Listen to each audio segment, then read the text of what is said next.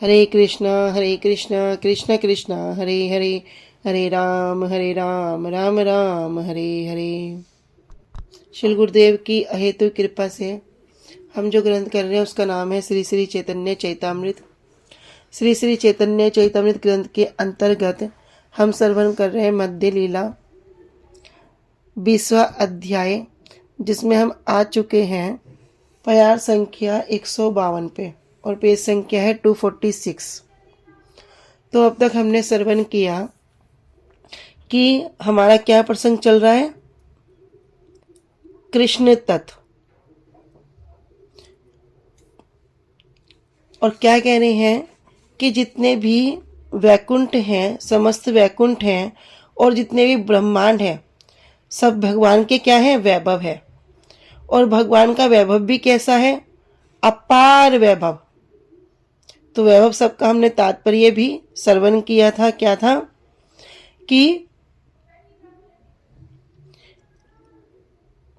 भगवान के जितने ही वैभव हैं ये सब उनकी शक्ति के परिणत कार्य हैं, ये सब वैभव कहलाते हैं।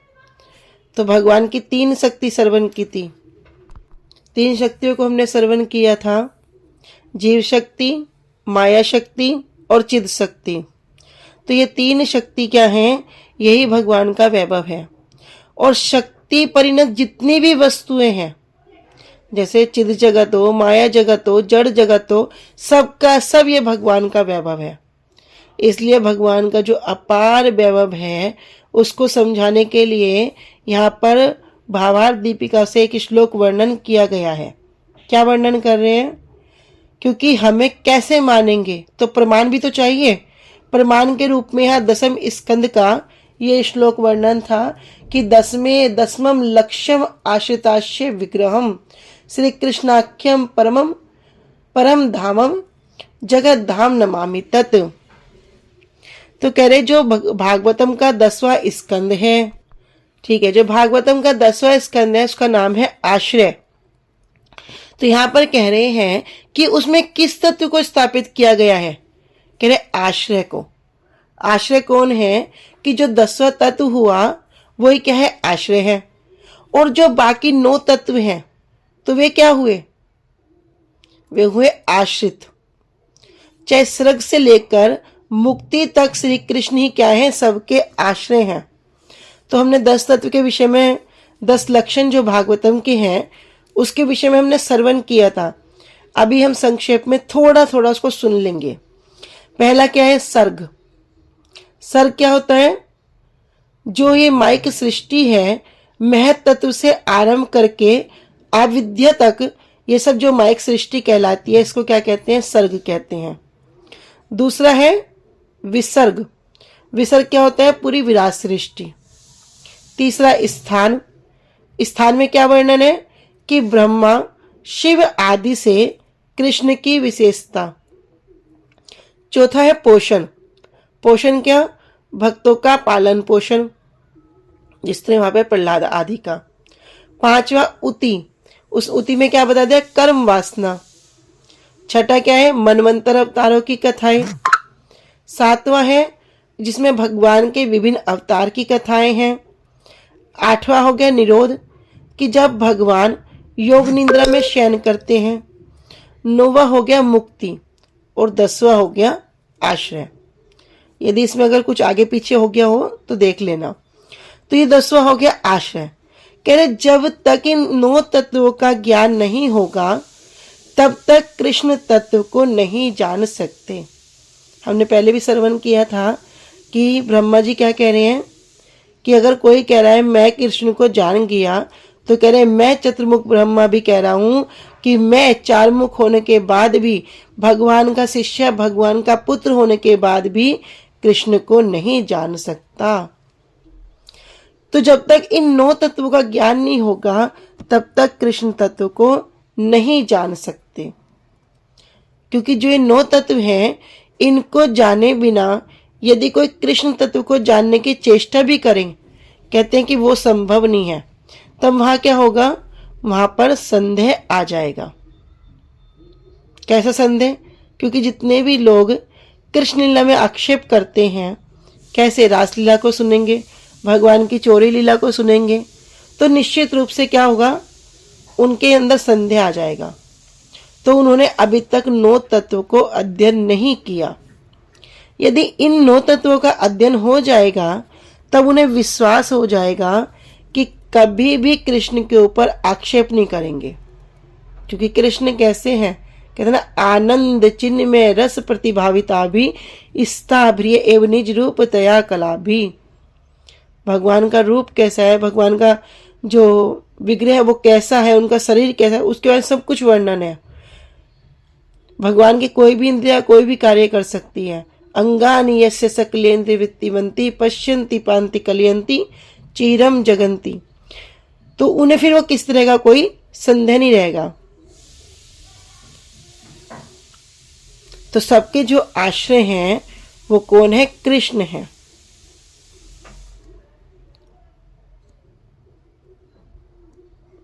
तो हम यहां पर अभी तक, इससे पहले हमने जीव तत्व को श्रवण किया। अब ये घटनाएं कहां पे हो रही है? तो जो घटनाएं हो रही है, ये सबका नाम क्या है? सब सनातन शिक्षा है, जो वाराणसी काशी में हो रही है। यहाँ पर सनातन गोस्वामी पाद जी प्रश्न कर रहे हैं और श्रीमन महाप्रभु उत्तर दे रहे हैं कि कृष्ण का क्या स्वरूप है। अब हम इसको श्रवण करेंगे। प्यार संख्या 152। कह रहे, कृष्ण स्वरूप विचार सुन सनातन, अद्य ज्ञान तत्व ब्रजे बजेंद्र नंदन। कह रहे, कृष्ण का क्या स्वरूप है? अब क्या करो, अब इसका श्रवण करो। तो क्या कह रहे हैं? अद्वै ज्ञान पर तत्व, कि वे कृष्ण कैसे हैं? वे अद्वै हैं, अद्वै ज्ञान तत्व हैं। वैसे तो हम पहले भी कई बार श्रवण कर चुके हैं, फिर भी थोड़ा सा अद्वै ज्ञान को श्रवण कर लेते हैं। कह रहे, अद्वै ज्ञान तत्व क्या है? ना द्वे इति अद्वै, ना द्वे इति अद्वै, अर्थात जिनके अतिरिक्त कोई नहीं है, जिनके समान कोई दूसरा नहीं है, वही क्या है? वही अद्वै ज्ञान तत्व है। अगर मायावादी के विषय में श्रवण करेंगे तो वे इसकी व्याख्या किसी और प्रकार से करते हैं। मायावादी व्याख्या करते हैं कि जिनके अतिरिक्त दूसरा कुछ है ही नहीं, मतलब क्या? एकम एक द्वितीय नास्ति, कि सब कुछ एक ही है। वो बोलते ना, अहम ब्रह्म अस्मि, मैं भी वही ब्रह्म हूं, वही ब्रह्म है। तो जब वे अद्वै ज्ञान की व्याख्या करेंगे एकम एक द्वितीयम नास्ति, अर्थात एक ही है, दो नहीं है, एक ही है। और वो कौन है? वो है निर्विशेष ब्रह्म। लेकिन जब इसकी व्याख्या वैष्णव व्याख्या करें तब क्या होगी? भगवत गीता में भगवान कह रहे हैं अर्जुन से, मतः परत्रम नान्यद किंचिद अस्ति धनंजया, मयि सर्वम इदम प्रोतम सूत्रे मणि गना इव।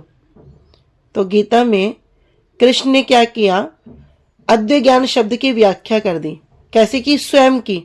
कह रहे, धनंजया, हे धनंजया, मतः परत्रम, परतरम, कह रहे मुझको छोड़ के कुछ है ही नहीं, सिर्फ मैं ही हूं। तो जानना होगा कि अन्य क्या कुछ भी है। तब आगे क्या कह रहे हैं? मयि सर्वम इदम प्रोतम सूत्रे मणि गना इव, कि जो कुछ भी है सबका सब मुझ में गुथा हुआ है। गुथा हुआ कैसे? जैसे एक सूत्र में, एक धागे में बहुत सारी मणियां गुथी हुई है, तो वो क्या हो गया? हार बन गया। अब उसे कहेंगे नहीं ये मणि है, ये इस तरह की मणि है, नहीं। अब उसकी जो तुलना करेंगे वो किससे करेंगे? हार से करेंगे। अर्थात जगत में जो कुछ भी दिख रहा है, जो कुछ भी दृश्यमान है, वो सब मुझसे अलग नहीं है। तो उदाहरण हमने क्या श्रवण किया? एक मोतियों की माला। तो अद्वै ज्ञान तत्व क्या हो गया? कि जिनके समान कोई दूसरा नहीं है। कोई कहना उनसे ऊपर की बात तो छोड़ दो, उनके समान भी कोई नहीं है। न तत्समस्य अभी अधिकश्च दर्शते। कहने सर्व आदि सर्व अंशी किशोर शेखर, चिदानंद देह सर्व आश्रय सर्वेश्वर। सर्व आदि, आदि क्या कहेंगे? जो सभी वस्तुओं के जो मूल कारण हैं, मतलब जो आकर स्थान है, जो उत्पत्ति स्थान है, क्योंकि सभी वस्तुओं के जो आदि हैं, जो स्रोत हैं, सर्व अंशी, सब वस्तु के जो अंशी हैं, अर्थात बाकी सब क्या है, उनके अंश हैं, जो अवतारी हैं। किशोर शेखर, और भगवान क्या है, भगवान किशोर शेखर है, कि जो सबसे उत्कृष्ट हैं वो कौन है, किशोर, किशोर अवस्था, बाल्यावस्था को नहीं कह रहे, किशोर शेखर। चिद आनंद है, उनका शरीर कैसा है, चिद प्लस आनंद, ज्ञान और आनंद।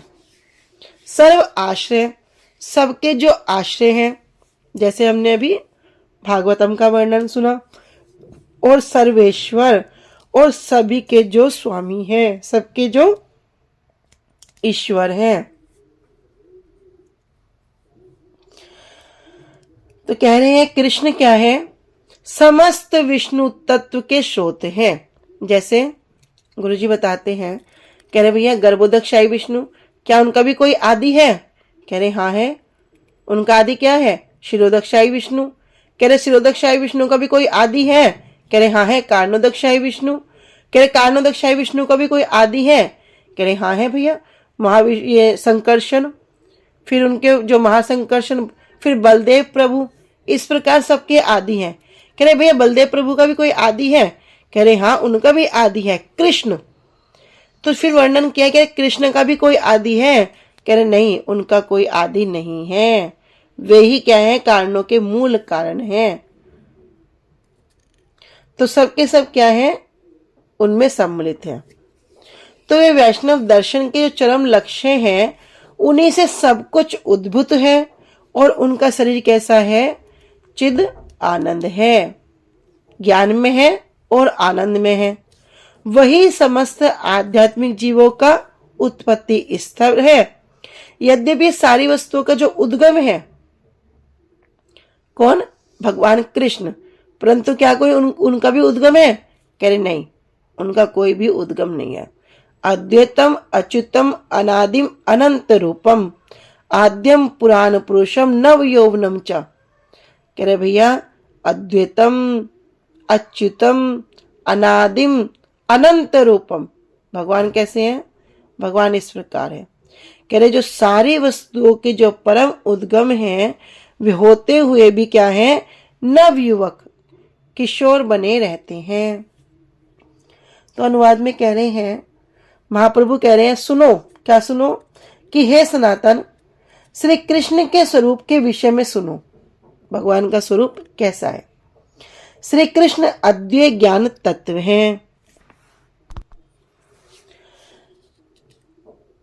तथापि वे व्रज में बजेंद्र नंदन हैं। वे सबके आदि अर्थात मूल है, और सबके अंशी अर्थात सभी उनके अंश हैं।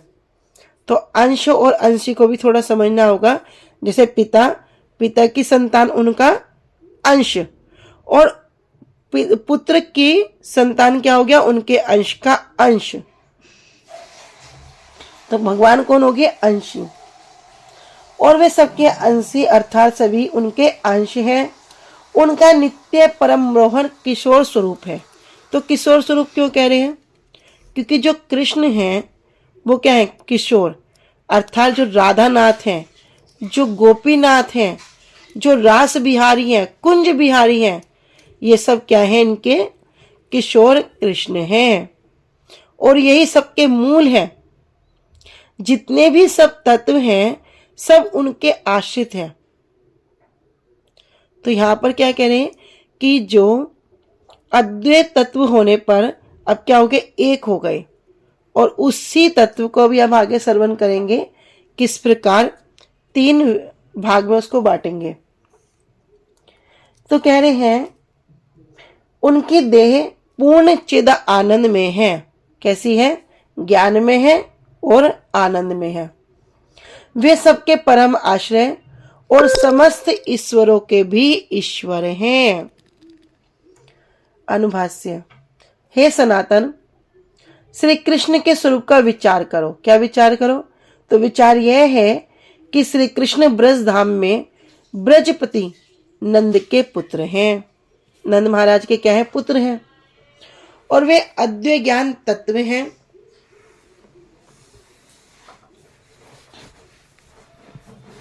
उनके नाम, रूप, गुण और लीला, इन 4 प्रकार के तत्वों में माया जनित परस्पर भेद अथवा विरोध नहीं देखा जाता। अर्थात श्री कृष्ण के नाम, रूप, गुण और लीला में मायिक भेद विधि कोई कार्य नहीं करती। क्या कह रहे हैं? भगवान का नाम, भगवान का रूप, भगवान के गुण और भगवान की लीला, इनमें कोई भेद नहीं है, कोई भेद नहीं देखा जाएगा। और इसमें कोई मायिक भेद विधि कार्य भी नहीं करती। तो हमने क्या अभी श्रवण किया ना, भगवान का कैसा रूप है? अंगानि यस्य सकले इंद्रिय वृत्ति मंती। भगवान की कोई भी इंद्रियां किसी भी कार्य करने को सक्षम है। भगवान पैरों से भेड़ दे सकते हैं, कानों से खा सकते हैं, हाथों से चल सकते हैं। भगवान की कोई भी इंद्रियों में किसी प्रकार का कोई भी भेद नहीं है। श्री कृष्ण समस्त विष्णु तत्व और वैष्णव तत्वों के भी आदि तत्व हैं। भैया वे कौन है? सबके मूल कारण है। उन्हीं से ही सभी अंश प्रकट हुए हैं और वे पूर्ण किशोर अवस्था वाले हैं। सच्चिदानंद विग्रह हैं, सभी के प्रभु हैं और समस्त वस्तुओं के जो आश्रय हैं। ईश्वरः परम कृष्णः सच्चिदानंद विग्रह अनादिरादिर गोविंदः सर्व कारण कारणम। ईश्वरः परमः कृष्णः।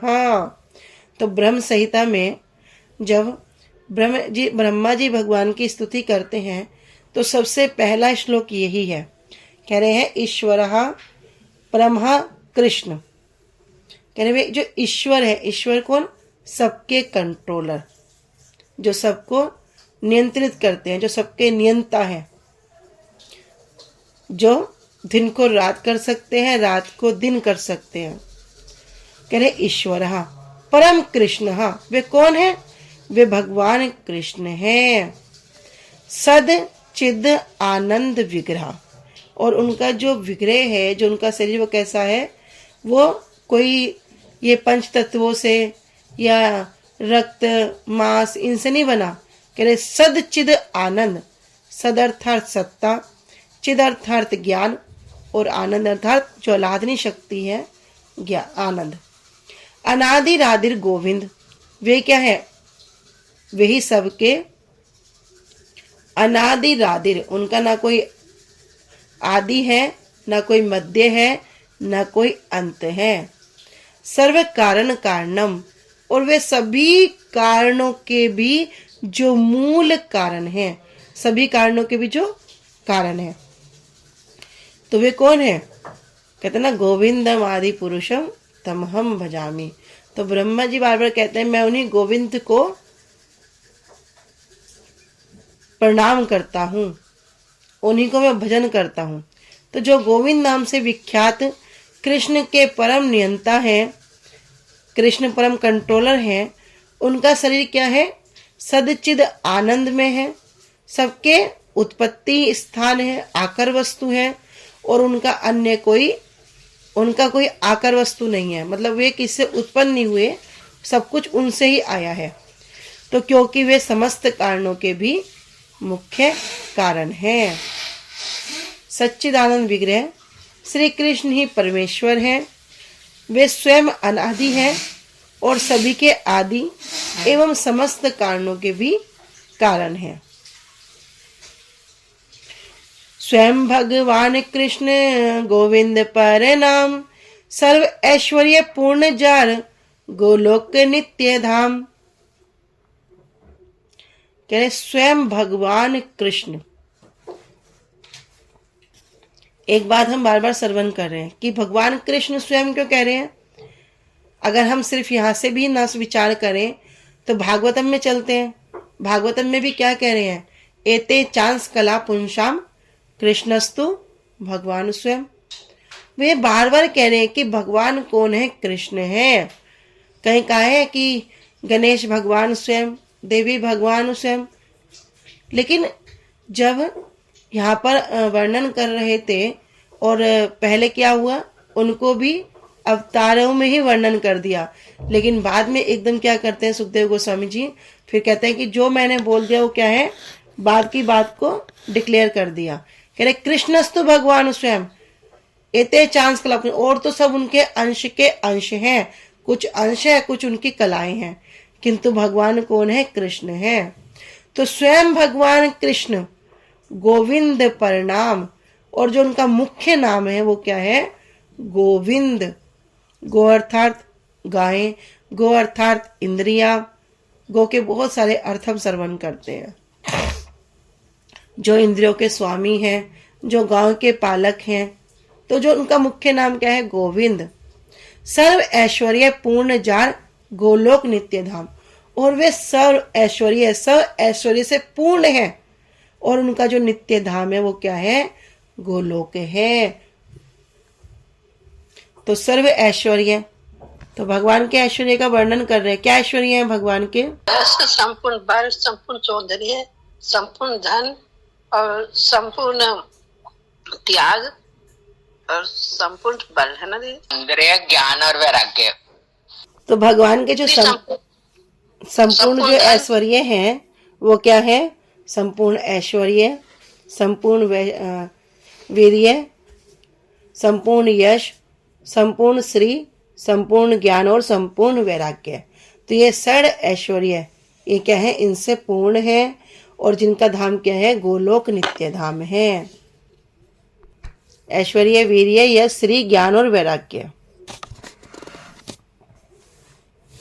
अब आगे तो आगे कह रहे हैं श्रीमद् भागवतम पहले स्कंद के 3 अध्याय का 28वां श्लोक। एते चांस कलहा पुंसः कृष्णस्तु भगवान स्वयं इंद्रारि व्याकुलम लोकम मृदयन्ति युगे युगे।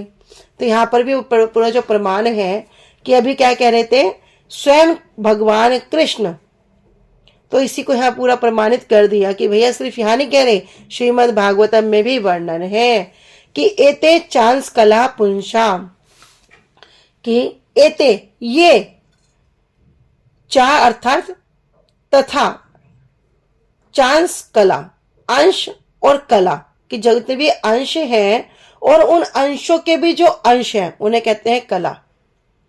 पुंसा, पुंसा अर्थात पुरुष, कह रहे अवतारों के कृष्णस्तु भगवान स्वयं, किंतु ये जो कृष्ण है ये कौन है, स्वयं भगवान है। इंद्र आरी, इंद्र तो इंद्र, आरी किसे को कहते हैं, आरी कहते हैं शत्रु को, कि भैया जो इंद्र के भी शत्रु हैं, व्याकुलम लोकम, व्याकुल अर्थात बड़े व्याकुल होकर, परेशान होकर, मृडयंती युगे युगे, मृडयंती क्या करते हैं, वे क्या करते हैं, संसार को प्रसन्न करने के लिए प्रत्येक युग में उचित समय पर भगवान क्या करते हैं, रक्षा करते हैं। तो ईश्वर के भी जो सारे अवतार हैं, पुरुष अवतार, या उनके जो पूर्ण अंश हैं, या उनके जो अंश के भी अंश हैं, किंतु कृष्ण क्या है, स्वयं पूर्ण पुरुषोत्तम भगवान है। जब संसार इंद्र के शत्रुओं के द्वारा पीड़ित होता है, इंद्रारी, तब प्रत्येक युग में वे अपने इन विभिन्न रूपों के द्वारा रक्षा करते हैं। क्या कह रहे, राम, नरसिंह आदि जितने भी पुरुष अवतार हैं उनके अंश या कला, कला अर्थात अंश के अंश, किंतु श्री कृष्ण स्वयं भगवान हैं, और जब दैत्यों के द्वारा पीड़ित लोगों की प्रत्येक युग में ये क्या करते हैं, रक्षा करते हैं। ज्ञान योग भक्ति 3 साधनेर वसे ब्रह्म आत्मा भगवान त्रिविध प्रकाशे। अब 3 रूप में प्रकाशित करेंगे। क्या कह रहे, ज्ञान, योग और भक्ति। सब कुछ क्या है, भाव से है। तो कह रहे ज्ञान ज्ञानी के लिए, योग योगी के लिए और भक्ति भक्त के लिए। जब यहां पर 3 अधिकारी हो गए, कौन अधिकारी हो गए? जो भगवान एक हैं उनके दर्शन करने वाले अभी 3 अधिकारी हो गए। तो तीनों के भाव भी कैसे होंगे? कितने होंगे? भाव भी अब 3 हो गए, अब भाव भी 3 हो जाएंगे। क्यों? क्योंकि जब वास्तव में हमारा जो भाव होगा उसी के अनुसार हम दर्शन करेंगे और उसी के अनुसार हमारी उपलब्धि होगी। क्या भाव बता रहे हैं यहां? ब्रह्म, आत्मा, भगवान, त्रिविध प्रकाश है कि 3 जब दर्शन करने वाले जो अधिकारी हो गए उनके भाव भी 3। तो कौन है? ज्ञानी, योगी और भक्ति। अब यह 3 भाव के विषय में वर्णन कर रहे हैं। तो भाव कैसा भाई? अब सपोज करो हमारा कोई परम मित्र है, बहुत अच्छा मित्र है, और जब हम उससे मिलते हैं तो क्या हृदय में भावना आएगी? बड़ा प्रेम, बड़ा वात्सल्य, स्निग्धता, बड़ा प्रेम से उससे मिलेंगे। लेकिन कभी वही हो जाए हमारा शत्रु, तो जब हम उससे मिलेंगे किस भाव से मिलेंगे? क्या मित्रत्व भाव से मिलेंगे? नहीं, फिर वही शत्रु भाव से मिलेंगे। और अगर तटस्थ हो जाएगा तो फिर उसके अंदर भाव भी तटस्थ हो जाएगा। तो व्यक्ति तो एक ही है ना, लेकिन क्या हुआ? भाव के अनुरूप जो हमारा भाव है वो चेंज हो गया और उसी के अनुरूप क्या करेंगे? हम उसकी उपलब्धि करेंगे। तो यहाँ पर भी 3 प्रकार के साधन बता दिए। कह रहे इन 3 के द्वारा ही जो ज्ञानी है वे ब्रह्म रूप में, जो योगी है वे परमात्मा रूप में, और जो भक्त है वे स्वयं भगवान को ही प्रकाशित होते हैं। ज्ञान, योग और भक्ति, इन 3 प्रकार के साधनों के द्वारा श्री कृष्ण क्रमशः ब्रह्म, परमात्मा और भगवान इन 3 प्रकार के रूप में प्रकाशित होते हैं। अर्थ क्या हुआ भैया? कृष्ण तो एक ही है, किंतु जाकी रही भावना जैसी, प्रभु मूरत देखी तिन वैसी। भैया जिसकी जैसी भावना होगी वो भगवान के दर्शन उसी भावना के अनुरूप करता है। तो अगर जिस प्रकार हम एक बहुत सुंदर उपाख्यान भी श्रवण करते हैं कथा के द्वारा, कि जब तुलसीदास जी जगन्नाथपुरी में जाते हैं और जगन्नाथ जी के दर्शन करते हैं, कह रहे ये तुम्हारे इष्ट हैं। कह रहे ये मेरे इष्ट हैं, तो प्रणाम नहीं करते? कह रहे भैया ये मेरे इष्ट नहीं है, मैं तो जब इनको प्रणाम करूंगा जब ये मेरे सामने उसी राम जी के स्वरूप में हाथ में धनुष बांध लिए और सीता माता और लक्ष्मण जी के साथ उपस्थित होंगे, तभी मैं इनको प्रणाम करूंगा। तो वहां पे जगन्नाथ जी क्या है? उसी रूप में अपने भक्त की इच्छा पूरी करने के लिए विराजमान हो जाते हैं। तो जाकी रही भावना जैसी, भगवान तो उसी रूप में उनको दर्शन देते हैं।